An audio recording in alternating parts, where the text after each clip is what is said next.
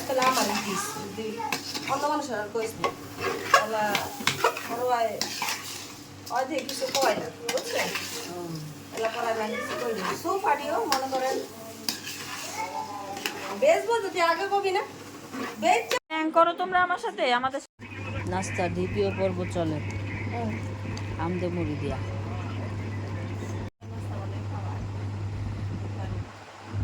নাস্তার পর্ব চলছে এখানে বড় টক দই খাইতেই পারি না নাস্তা কিভাবে করবো আরে টক দই উঠ মিক্স করতে পারি না এখনো খেতেও পারছি না এই যে নাস্তা চলছে ভিআইপি নাস্তা করে মরমু আমি আমার বিচার করবো আমি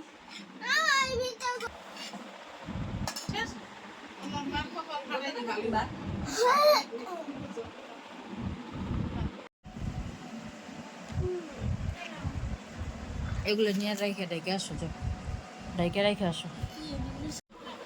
ডাটা কাঁঠালের বিচি আলু দিয়ে ঝোল সাথে ডিম ভেজে দিই ডাটা অনেকে বলে ডাঙ্গা কার এলাকায় কী বলে কমেন্ট করে বলে যাবেন সাথে আছে কাঁঠালের বিচি আলু আর হচ্ছে ডিম তার সাথে আছে লাল আটার